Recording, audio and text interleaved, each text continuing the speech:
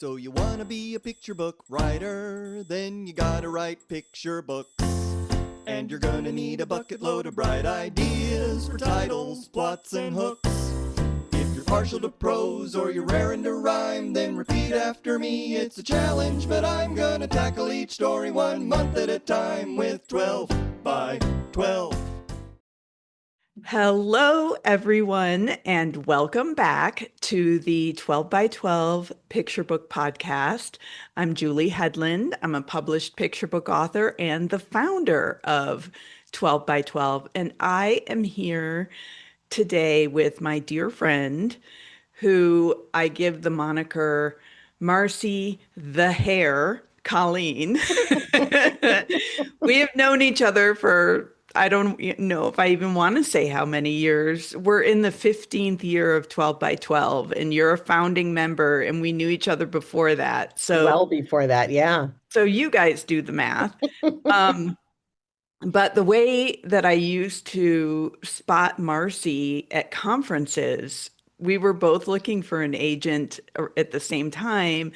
And I remember we would both go to like the New Jersey SCBWI and New York and whatever, where there would be a lot of agents.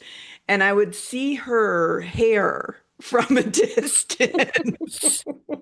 I would be like, it's like the equivalent of spotting a tall person in the crowd. I would see your hair. Whenever we were in the ballrooms and we were trying to get everybody together, people would just say, Marcie, just stand up and just stand there and our friends will find us. And it worked. It worked. One of my favorite of early memories, I still get all gooey inside when I think of it, but I was on faculty for SCBWI in LA back when they were doing the LA conference in person.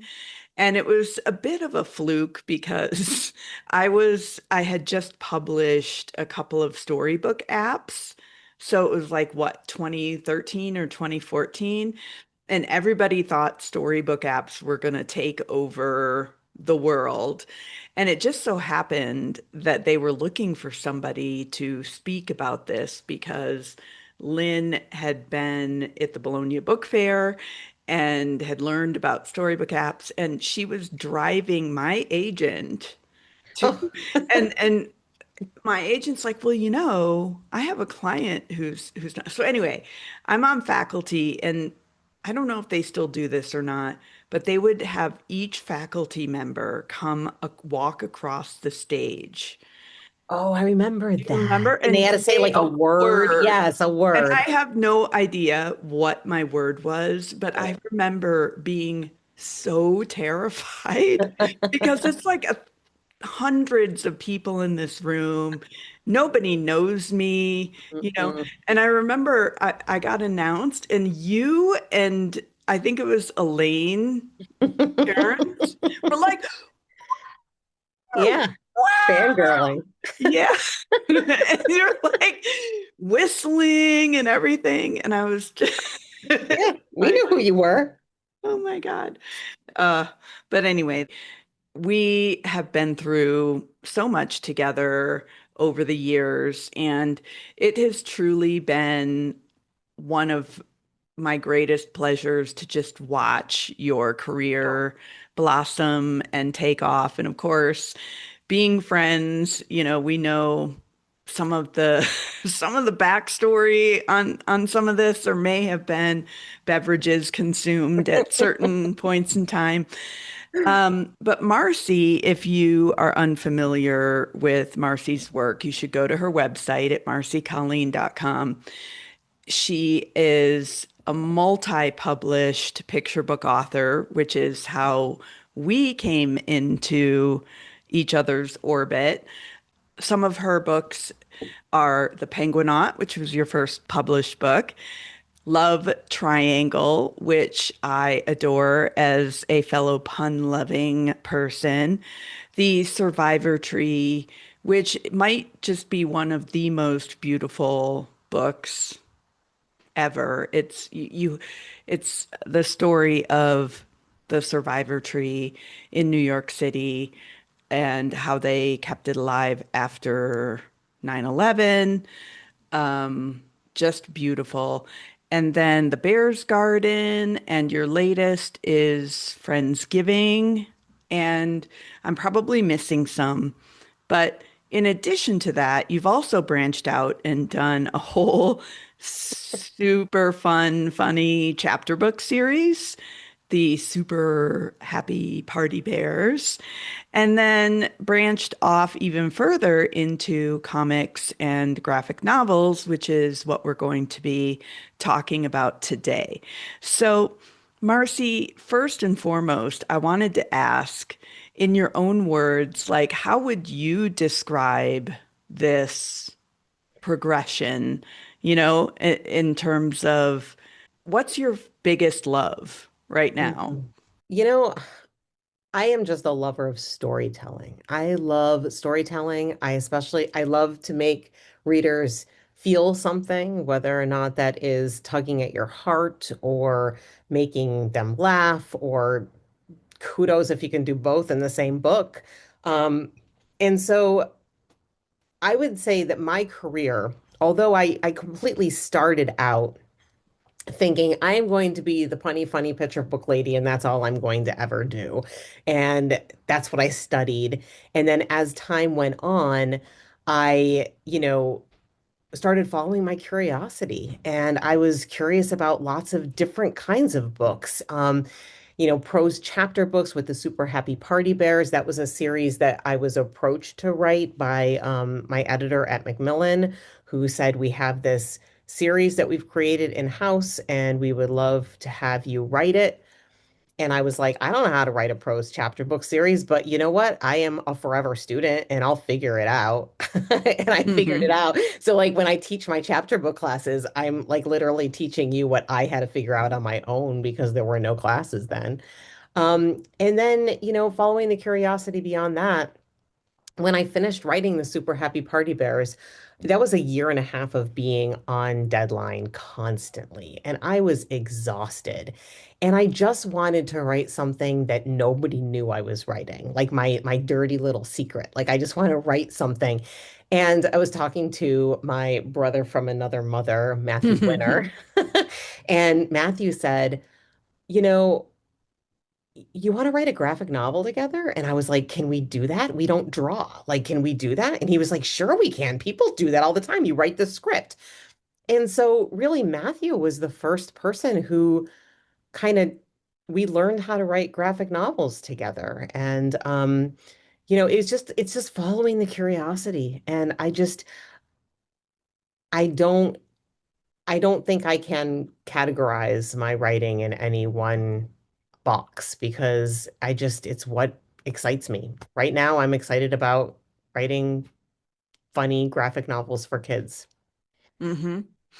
And I have no doubt that if you ever get excited or curious about writing something completely different, then you will do that.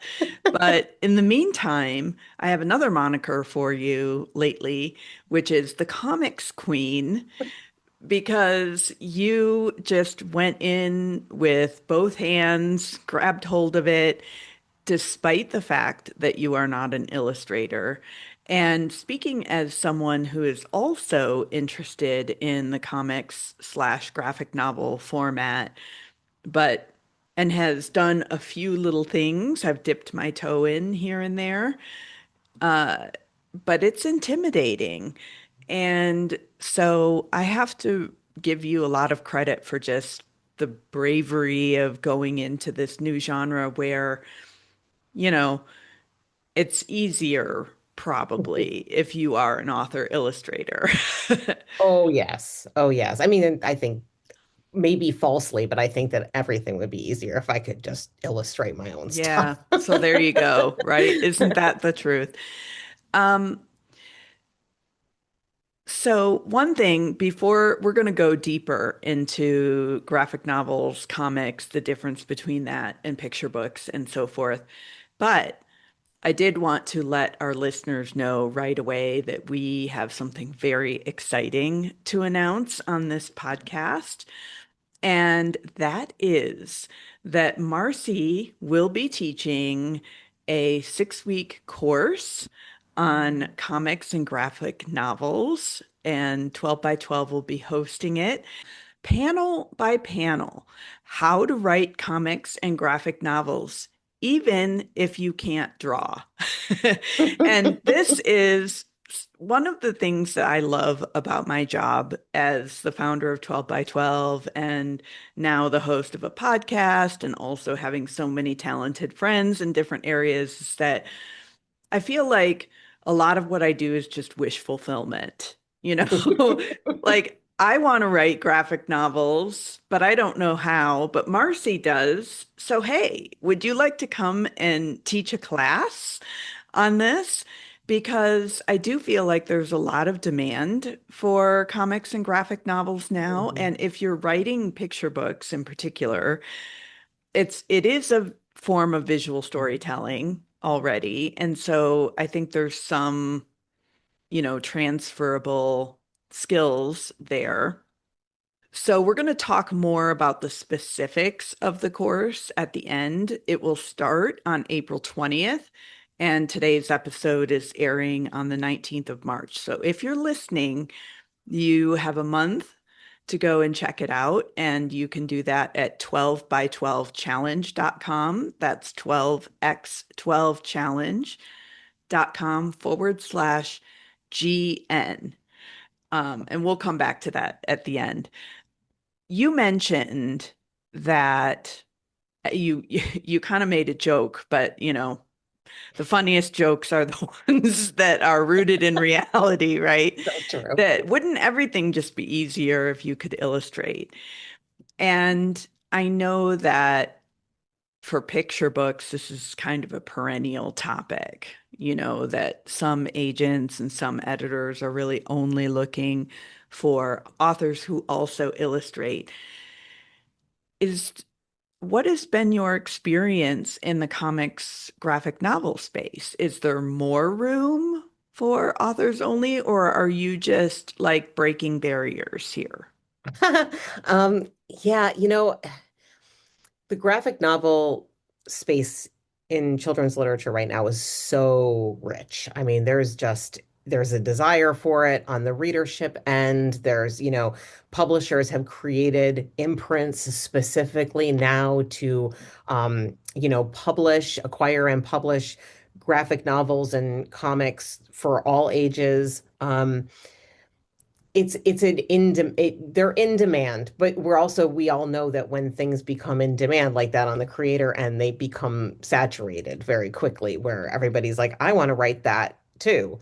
Um, I I know things have been changing even since I started writing comics and graphic novels, which was back in 2018, I think is when I first started dipping my toes in when I was writing that graphic novel with Matthew Winter.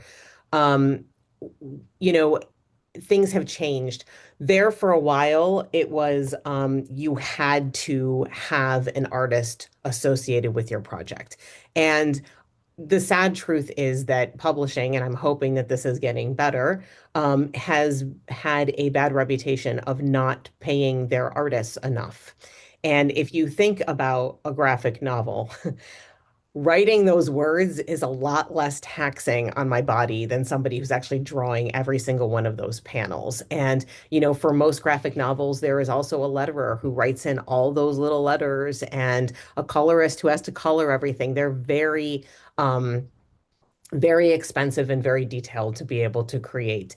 Um, so when I first started writing with Matthew, we then went to go out on sub, and it was very clear to us that we needed to align ourselves with an artist, which we did. A friend of ours who was willing to do some sample art, some sample pages, some character design, and we subbed it with that. We ended up going to acquisitions. I'm happy to say it did not get picked up. We had an R&R. It went back to acquisition, still did not get picked up. And since then it has been revised and it's sitting right behind me on a shelf, and at some point it will go back out again. I think it's worth it. Then times started to change a little bit. It was also very hard. I will add in that it was very difficult to find an artist at first because the pay is usually so low, the timelines are usually not real humane sometimes at how fast they want these created. And graphic novel artists were like booked. Like they're like the Marla Frazee of, where you like have to wait 7 years to get on their list kind of a thing. So it was very difficult. Luckily, we had a friend who is an accomplished graphic novel artist who was willing to take that ride with us. I was then working on what became Tough Fluff, which is my chapter book graphic novel series, which will start coming out with Random House in 2027.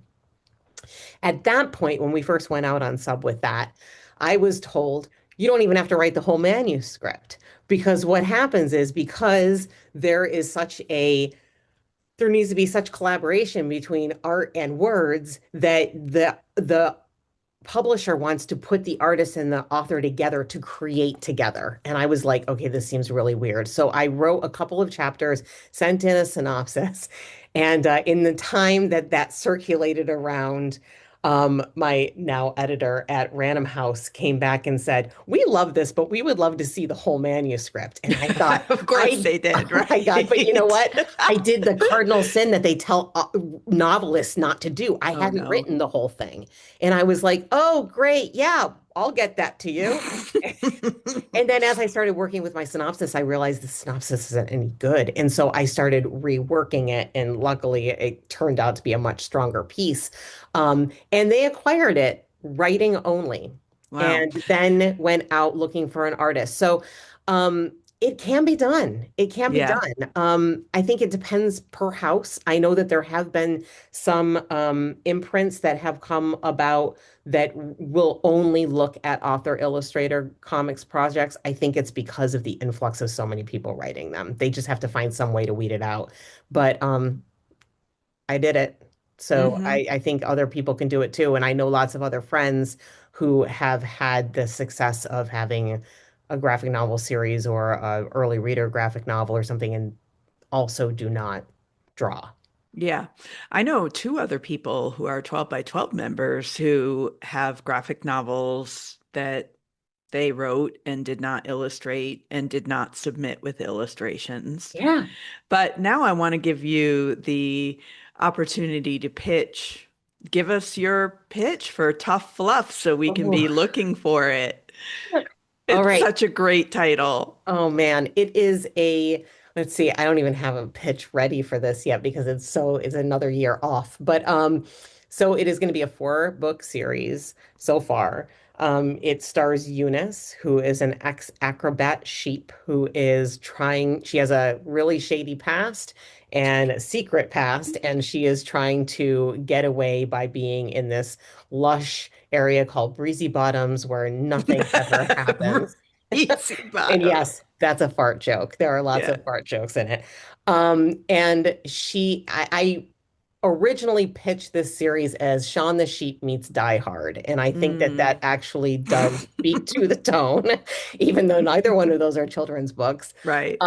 But she, of course, there is a nefarious sleep-deprived duck who lives nearby named the Mallard, who has crazy schemes to try to get a good night's sleep.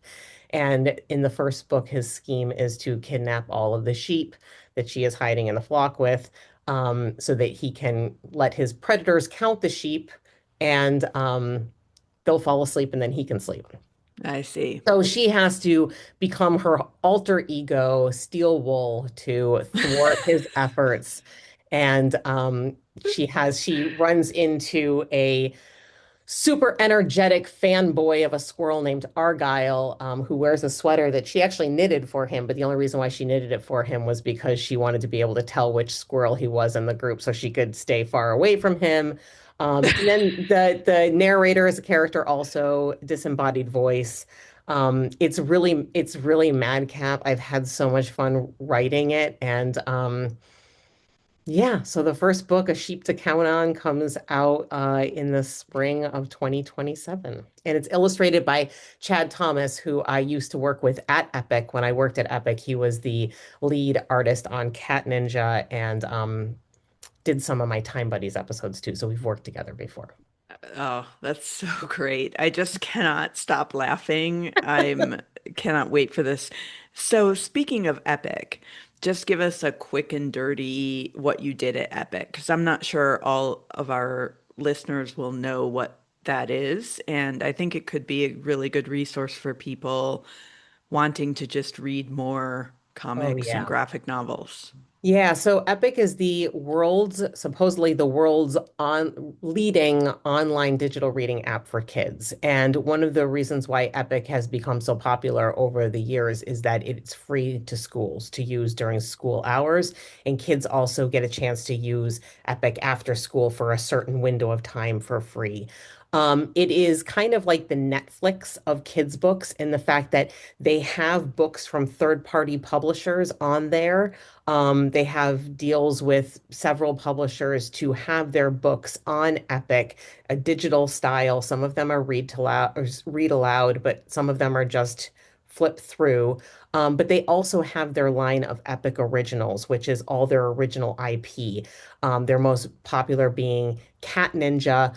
And I was hired to write freelance for them. I got hired in the summer of 2020 to write a Cat Ninja episode. And then after that, after writing a few other things, I was asked to be lead writer on a spin-off series called Time Buddies. And then I became lead writer on another spin-off called Kitten Ninja, which is an early reader graphic novel. And I've got to say, the numbers are kind of stupid when you hear how many readers you get on these books. I was going to write under a pen name when I first started writing for Epic, and I was told by my manager, I don't think you want to do that. You want kids to know your name. And to this, I'm sure this number has changed, but as of a couple months ago, 7 episodes of Kitten Ninja were on the app, and they had all been collectively had been read over 41 million Oh times. my gosh. They're Wow. stupid numbers, and they make your numbers for traditional publishing just feel so weak. You're like, what do you mean I But sold now, what's 120 copies? right? But still, I mean, at the end of the day, we're trying to reach kid readers. Yeah. And I think you know this, but after the ALA conference, it was in San Diego in 2024. Hmm. I think I got a signed copy from you of Time Buddies, and I brought it with me. My brother and his family had a place on Martha's Vineyard, so I went there and I gave him that book, and he carried it with him and reread it I think he read it once a day for like 2 weeks. So they really are that kind of just super consumable, very Hmm. commercial. Hmm. But let me just ask, are so when you say freelance writer, is that work for hire for them? Yes. Okay. It was work You for don't get, hire. unfortunately, you don't get royalties on the 41 million Oh read. my God. My manager, Matt Cody, was actually the one who created Cat Ninja, which has been read mil more than Kitten Ninja. I mean, there's like 30 some episodes right now. And he doesn't get a single royalties, because he created it for Epic. But it is work for hire. I was freelance with them doing some editing and writing for 20 from summer of 2020 until summer of 2021. And then they hired me on full time. And I worked with them full time for close to 3 years before I was laid off. And now I'm back writing freelance again as the lead writer of Kitten Ninja and Time Buddies and doing some other stuff. So yeah, it's hard because when you write under somebody else's IP, when you don't have that job anymore, you have nothing. Those characters, you don't get to write them anymore. And it was kind of sad, which was one of the reasons why I really felt propelled to keep working on Tough Fluff and have something that was my own IP that I could, try to sell as soon as my job fell through. So Wow, yeah, that's a really good point. Like I I miss felt those like, oh my characters. goodness, that's Yeah. like a severing Oh, of, yeah, your heart, right? yeah. It's like giving up a child. Oh my gosh.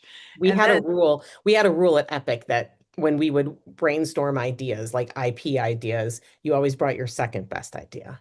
Because your first best idea, you're a writer, you keep that first best idea to yourself. And I had a personal rule that I would only brainstorm possible sequels because I was like, if I get a really good idea, I'm not sharing it with you guys because it's mine. I Right. want to get that. And they understood. They understood. Yeah. So, with the traditional publishing deal that you have with Random House, Mhm. I'm assuming that is traditional in all senses, including an advance and royalties and whatnot. Okay. Yes. Okay. Yes. Great. So let's stick with the traditional publishing for a Mhm. minute because I think that when people are looking at the graphic novel or the comics market, that's what they're really thinking about. Or, yeah. And I wanted to, before we drill into that further, I wanted to just give you the chance to level set and tell us what are the key differences between picture books, graphic novels, and if there's a difference between graphic novels and comics, it would be helpful. Mm. And illustrated chapter books because those in my mind are all and their early readers are in there, but anything Mhm. that's highly illustrated, right? Like what are the how would you differentiate the graphic novels from that? Well, I mean, they're all highly visual. You need to be a visual brainstormer, storytelling to be able to create them. The biggest difference I would say is that in picture books, in the traditional world of picture books, we know that if you are not the illustrator, you need to be very delicate with how you communicate what is going to happen in the images because as people often say, an illustrator isn't looking over your shoulder while you're writing and saying, maybe you should do this instead, and maybe you should do that. And so they kind of keep authors and illustrators separate. And it's like a big old game of telephone. And somehow, with a few maybe scattered art notes and, your sparse text that leaves room for the illustrator, somehow you end up getting a picture book. It's kind of to me, it's still a miracle that anybody can create in that way. But you're very hands off as far as what the illustrations look like, what the characters look like, what the setting looks like. It's left for an illustrator to interpret your words. Um, as far as a graphic novel is concerned, you're it's the complete opposite. You need to describe what happens in every single panel on the page. So when I write a graphic novel, if there are four panels that are going to be on the page, I will say panel one and I will describe what happens in that panel. And I will do that for panel two and I will do that for panel three. The cool thing is that as a picture book writer, I'm already used to thinking visually. I'm already used to trying to build in those really cool page turns that reveal something or build up suspense. And I have even more control over that with graphic novels because I'm paginating everything. I am paneling out everything. I am being very descriptive as to what happens in each one of those little boxes. Um, quick note about that. When Matthew Winter and I first started writing graphic novels, and we talked to somebody to be an artist, and we were not prescriptive in what was happening in each one of the panels. And then suddenly he came back to us and he said, "Can you just tell me what to draw in each one of those panels?" And I thought, "Ew, you're lazy." And I was like, apparently you don't want to do this very much because you are being very lazy. And then I realized that no, these are two totally different worlds. And that, yes, you say what is happening in each one of those panels, and then it is the artist's job to figure out within that parameter how they're going to make it work. Hmm. Um, and in illustrated chapter books, you don't really get a say in what your art is. And so, as I always tell my chapter book students, it's very important to always go in thinking that your words are painting every single one of those pictures. So that is when you're going to really lean into finally using those adjectives and adverbs that you weren't allowed to use in picture book writing. Suddenly you get to use them all because you're painting pictures with words only. And then a lot of times the artwork, even with the Super Happy Party Bears that had a lot of artwork in it, those were just spot arts notes. Like they would just kind of drop pictures in where they needed to pick, so it wasn't really dependent on my text. So it's very different. You have a lot more responsibility, I think, in graphic novels to be able to tell that story visually. Um, Yet I find it easier than picture books. I still find picture books to be the hardest writing to ever do. It Yeah, really is. well, it really thank you for saying that because it really is. You're so confined Oh, by space and by not revealing too much about the every word has to count. But if you're a picture book author and you have just been sitting there resentful about not getting to describe anything or make any decisions about what the art will look like, then maybe give graphic novels a yeah, shot you get to, because, it's almost like you get to be the art director at that yeah, point, and you get to like direct how a scene plays out, what the tempo of the scene is. It's a lot different. It's very different in that way. right. Okay, so moving into how to learn how to write, because writing a graphic novel script is indeed a different animal. How did you do it? And then we'll talk about how you're going to teach it. You know, I did it the same way I learned how to write a prose chapter book series. I took a job that was going to pay me something. I'm really good at saying, oh, sure, I can do that, and then figuring out how to do it afterward. I mean, yes, Matthew and I did write a graphic novel together. So I had that under my belt. But it was also like two green newbie writers just guiding each other. Like we're telling the illustrator, ew, you're lazy. I mean, we did not know what we were doing. But then, come July 2020, I got contacted by my friend Matt Cody, who ended up being my manager at Epic. He contacted me because I had said that I was interested in freelance writing. I didn't realize that they were looking for comics writers. And he said, would you like to write a 10-page comic for Cat Ninja? We're doing this for new writers. And I was like, sure. And then I just had this cold chill that ran through my body. And I was like, I don't know how to do this. I don't know if I really know how to do this. I've been taught by Matthew. I don't know if Matthew really knows how to do it. At that We point, I'm love you, Matthew. I'm sure you knew how to do it. like, yes. He knows how And to do everything. he does know how to do everything. But yeah, I was like, I'm not quite sure if I know how to do this. And I was actually kind of thrilled when I wrote my first script and I turned it in and Matt said, this is great. Like, let's talk about a couple of revisions. And I was just like, I fooled him. Like, I know how to do it.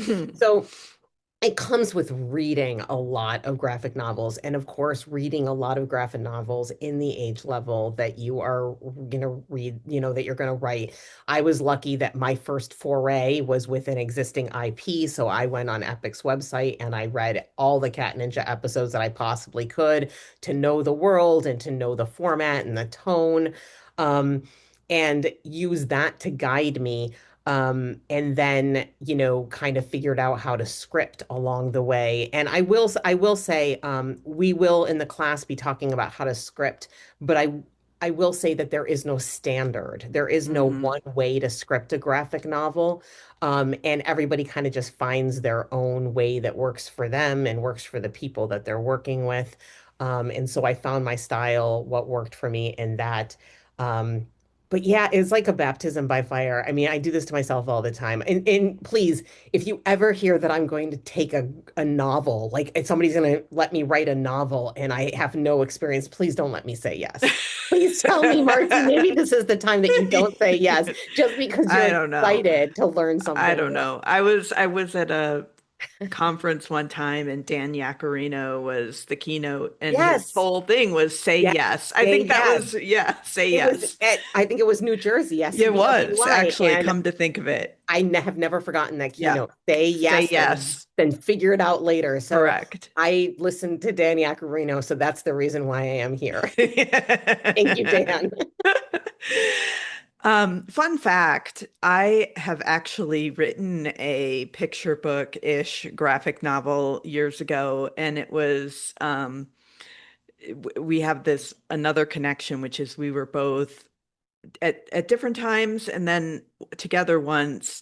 part of Jane Yolen's picture book boot camps that she did all those years ago. I was in the first group and you were in some other group Hmm. after that. And then we went to like a combined one at Highlights. And I had a draft that she recommended putting in graphic novel format because she had just written a graphic novel picture book. And I was like, what are you talking about? And I did it, and it actually did go to acquisitions and got rejected, but I still love it. I don't think Mm. I would pick that up again at this point, but I still love the premise. It was called Dog and Stick. Oh, I remember you Remember? talking Yeah. about And this. it was Yeah. like this really very eager but dim-witted dog and a super sanctimonious, highly intellectual stick As they are. trying to convince the dog to stop playing fetch, you know. Um, and there was but it was a lot of fun. And what I remember being fun about it was being able to set the scene, you know? Like, wait, you mean the whole first page I can say Monday, Tuesday, Wednesday, Thursday? That was like so that I Yeah. could set the pattern. Like every day he's chasing the stick and then one Yeah. day, I remember I had this in the text, stick snapped. Love Right? it. Oh Yeah. my gosh. Anyway, you and I both love wordplay. Oh, yeah. So let's talk about the course. And I I'm so excited about this because for some additional context, you did a webinar for 12 by 12 last year on writing comics, and it was so well received. People were like, this is the best thing ever. This was, worth my membership in 12 by 12 this year. And it was so fun. And I remember I sat with it for a little bit, and about a month later, I said, would you be interested in doing a longer course on this? Because while that webinar was amazing and you covered like it was such a great overview, Yeah. but I Yeah. wasn't sure that people were going to feel like, okay, now I know I can roll my sleeves up and dig in. Yeah. Um, that said, I know, and I haven't taken this course, but I know you did a two-part Hmm. class through Storyteller Academy. So I have to ask, what made you what made you say yes to doing a 6 week longer course this time, and then I'll give you the chance to cover, what's in it. Yeah, I think it's just the desire to be able to dig deeper with writers and to be able to give them more of that nitty-gritty nuts and bolts of how you go about creating a graphic novel for any age. And just for clarity's sake, comics and graphic novels, they're interchangeable. We say comics usually on a smaller level. We use that at Epic, and I just kind of stuck. And I don't know, graphic novels to me I always feel like they should be longer than like a early reader, but they're interchangeable in the industry.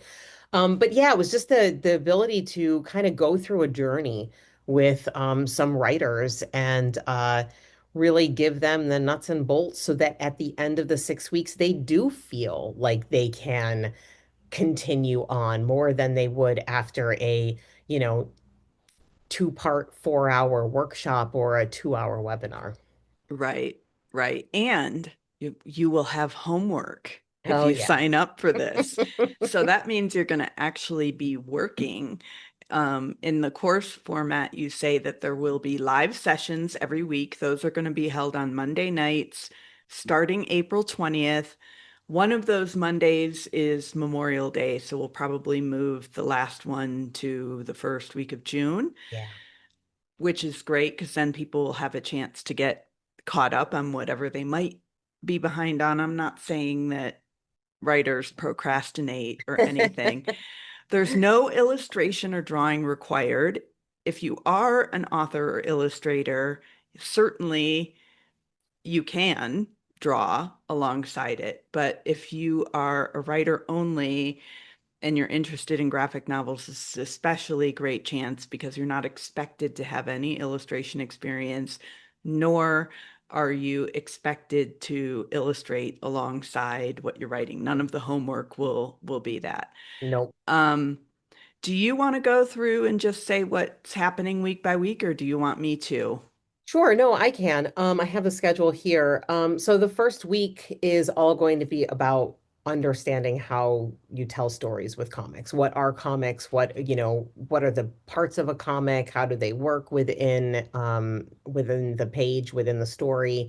And we'll be looking at some examples. I all the examples that I bring, I will try to cover early reader, graphic novel, chapter book, middle grade, YA, so that we can see real world examples, but we will be talking about all the different parts of a comic. It's best to know what you're writing to know all that No, you don't foundation. say.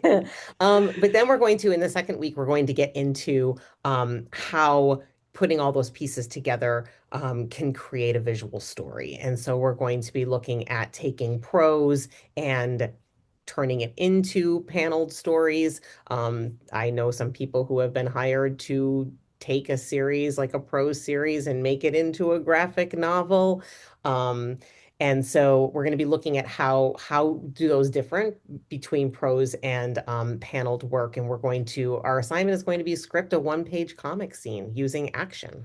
So Woo! it's all about action. What does it look like visually on the page? The third week, then we're going to get into dialogue because it's all about dialogue in comics. We're going to be looking at dialogue, captions, how to use sound so that your story comes to life on the page. So we're going to dive into that. And then in week 4, we're going to be talking about emotional beats and page turns and how to use page turns, panels per page, how to set up your story so that you have the strongest emotional beat that you possibly can. We're going to be talking about what is the difference between an odd page and an even page, because believe it, if you think that picture books are a nerdy way of writing because you're constantly like trying to like think about pages and word count and all that, you're really going to get nerdy in this course because there's a lot of there's a lot of math involved. I don't even like math, but there's a lot of, counting involved at least. In week 5, that's when we're going to really look at matching a story to the right format because we're going to look at why. Why would a book work as a graphic novel as opposed to prose? Looking at some of your own ideas that you have.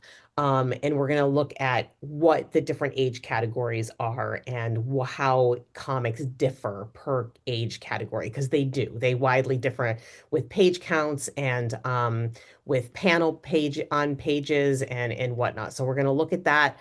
And your assignment that week is going to be to outline a comic concept that you have in the format of your choice. So we're going to give you the springboard to start working on your own comics project that you'll be working on, hopefully, well after the class is over. And then week 6, like Julie said, we have a week off before we get to week 6, so we can all take a deep breath. We can all catch up. We can all get our heads about us. And then we're going to look at scripting like a pro and what is it like to work collaboratively and work within this medium, this format. We're going to talk about how comic scripts are like blueprints and how to make sure that yours is as clear as possible. And we'll probably also talk that week a little bit more about like what goes into a pitch when you're submitting a graphic novel. I know everybody always wants to know that. Week 6, everybody wants to know, how are you going to get this thing published? So we're going to talk about that. And your final project, we're going to set you on your way to just, start scripting your own comic. So Yay! yeah. It's going to be such a blast, and I cannot wait. So, if you're listening and you're interested in joining us for this course, go to 12 by 12 challenge. That's 12x12challenge.com/GN. All of this information plus more about the course and what you're going to get and what you're going to learn. We'll have a reading list. Yeah. And another really fun aspect that I just before we started talking that I asked Marcie is each week we're going to, after starting in week 2, I guess, we're gonna put a couple of people who've done the homework in the hot seat where they're going to get some direct feedback and then we all get to learn from that. So it'll be a chance each week to see how your peers are learning and working and getting tips. And there will be an optional opportunity to get a critique from Marcie. It'll be a separate thing and we'll have more details about that. I'm trying to think, did we forget anything else? There will be some sort of community where the students of this class will have a place to gather and find critique partners, and because sometimes that's the hardest part is finding somebody who is working in a very specific format like this. Mm. And you want people who are learning what you're learning and all of that. So it's really going to be a blast. We hope you're going to join us. Um, and I'm going to conclude with two things. One is I forgot to mention in your intro one of the very critical roles that you play in 12 by 12, and that is that Marcie is our dance party captain in 12 by 12. What that means is every week on Friday, it's a Friday dance party. Hmm. And this was Marcie's brainchild. And I think it started like either the Oh, first year or the second year. I'm not sure. something like that. I don't quite remember. But what it is every Friday, she posts a song that's like the anthem for that week and asks everybody, what are you dancing for this week? What progress have you made in your picture book writing career?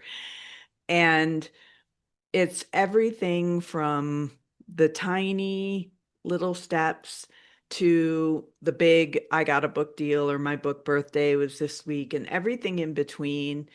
It has become over the years some of people's favorite thing about 12 by 12. We have, for some reason, and I have a theory about why this is, but this year we had quite a few people who came back to 12 by 12 after taking a year or 2 years Mm. off, who've said, "Oh my God, I missed the dance parties." You know, it's such because community is really so important, and so I feel like that's the beating, get it, beating Oh, heart yes. of 12 by 12 are the dance parties. So I just wanted to give you a shout out for being such a huge part of our community in that way. Thank you. And And I, also, just so you know, there is a Spotify playlist. I fell off the radar for doing that last year, but there will be a Spotify playlist this year. So as the months go on, eventually I will give everybody that link and then they can have their own dance parties because you don't want to see me dance. I'm glad I just put a video up. So yeah, yeah, yeah. I did make you one year you because I did. did I did a video and you were like, Yeah. I'm not a good dancer either, but you I love know, music though. right. And you're very good at picking music. So I wanted to conclude with the question I ask all of my guests, which is name a book that you wish you had written and why. And I did say that it could be a picture book or a graphic novel for since we're talking graphic novels. Yeah, so I'm going to pick a graphic novel, and it will probably be one that will be on our reading list. So anybody who wants to get ahead of the game, um, it's a graphic novel that came out several years ago now. It's called Go with the Flow, and it is Mm, about periods and about girls in their school who take control over the fact that they feel like tampons should be free in the girls' bathrooms. And I just read that novel, and I mean that I don't think it's not an age group that I usually write for. And at that point, it wasn't a format that I was writing, but it just really spoke to me. And I was just like, it felt like an important book. And as I said, when I finally was getting Survivor Tree published, I was like, oh my goodness, I finally have an important book. And that's not to say, I mean, I think that humor, there's something to be said for that as well. But I really admire those authors who can raise an issue and in a very accessible way for kids, be able to address that issue and maybe get them to look at the way that their school is handling period products. And I'm surprised that book didn't get more tread after Tim Walz was, you know, getting all the flack that he was in Minnesota for the way that he was handling period products in the school. But I just love that book. So if anybody is looking for a really good graphic novel to read, it's called Go with the Flow, and it's two color. It is red and white, and I just Hmm. absolutely love the fact that they did that. And it's a good one. The author illustrator of that book, Lily Williams, Yeah. is Yes. here in Colorado. And I've met her, and she also does picture books, but that book, and I think there's a sequel or a Oh, there might companion, be. Okay, there maybe, might be. but I know that that was like the book of her heart.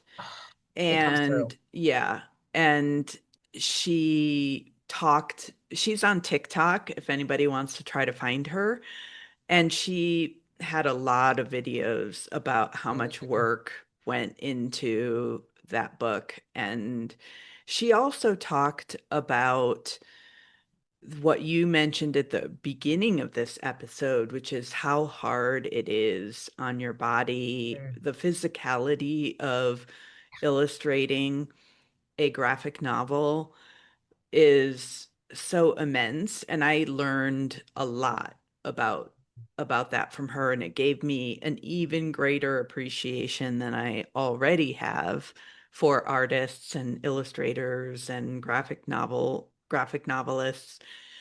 um, and it reminded me of one thing a few years ago during the pandemic. I signed up for a graphic novel writing illustrating class through Stony Brook, Southampton, which Oh, is I remember run, that. Yeah. yeah, it's run by my friend Emma Walton Hamilton, and Matt Phelan was the instructor. He's got a lot of really great middle grade and YA graphic novels.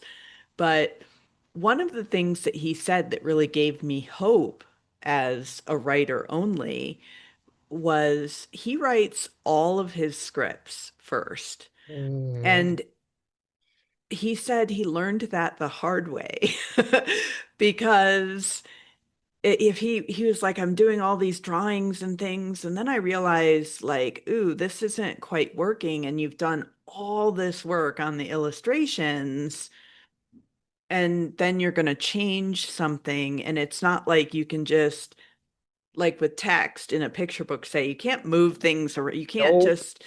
And so he actually scripts out the whole book and then starts doing the art. So it kind of gave me hope that, okay, there's a logic in some ways, even for an author illustrator to think about the script first. I'm Yeah. sure that's not how all of them No, work. I'm sure that's not, but I mean, I am insistent with my editor at Random House. I thoroughly outline the entire book before I start scripting because the same thing, like you can't just start moving things around. It messes your page turns up, it messes up. You can't just add another panel to a page that already has enough panels. Like it's a Jenga tower.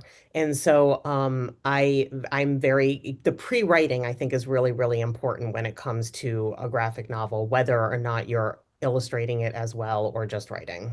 Yeah, I'm glad we brought that up because that was the question I was going to ask you is, if people are taking this course and they're thinking they have an idea, That's all you maybe need. just an outline or an Just an idea. idea. Okay. Just bring an idea. That's all you need. You don't need anything else right now. We'll go through what the steps would be. And I'm so glad that you knew Lily Williams' name because I couldn't think of it. I was just like, go with the flow, and I couldn't think of. So I'm so glad that you had that contact because Yeah.